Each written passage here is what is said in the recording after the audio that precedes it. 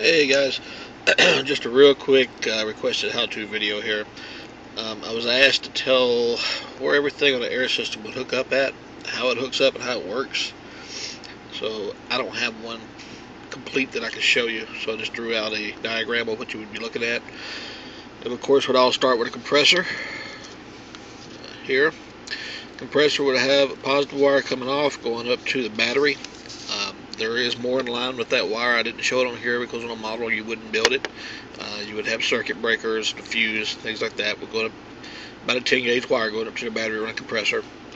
You have a ground wire just going down to a common ground, like on your frame or the body, anything that's common ground to the frame and into the battery at the front.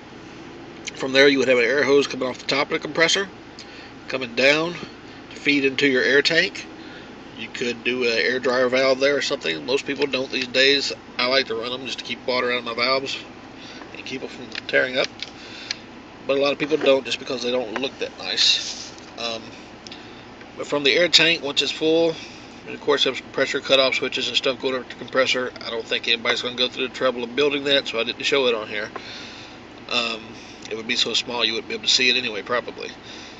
From the tank, you would have 4 valves or 4 lines coming out of the tank, minimum, for a 4-wheel independent air suspension setup. The first line would come down, go to one set of valves. The second line would come down, go to a second set, so forth, so on, until you get to the 4th set of valves. 2 valves per airbag.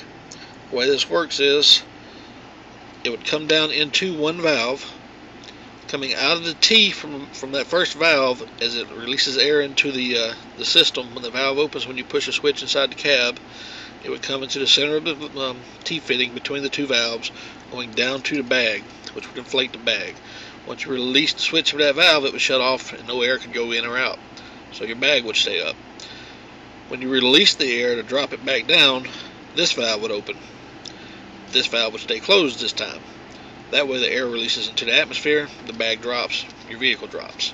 That's a simple explanation of how it works. The only other thing you might would do on a model, the valves themselves would have a common ground going down to the body, frame, whatever. And then you would have one positive line going up to a switch inside your cab somewhere for you to activate the valve. Each one of those valves would have their own switch. Each one would have its own common ground. Each one would have a 12-volt lead going into the cab. Excuse me. Usually it won't be individual, it will be individual wires, but nobody ever runs it as individual wires going up to the cab. It would just be one wiring harness. So if you wanted to do this, you could just do one wiring harness, run into all the valves to make it look kind of scale. And that's about it, for at least for a model. I'm not going to go into all the little technical things and small pieces and each kind of little valve and stuff. This is to get you covered for building a model, though, I think. If I left anything out, or you have any questions, or you want to see what something looks like, if I have a real one laying around, I'll do a video and show you what it looks like. Or if I can get underneath the truck, I can take some video from my personal truck and show you what it looks like. Just let me know. Alright, later.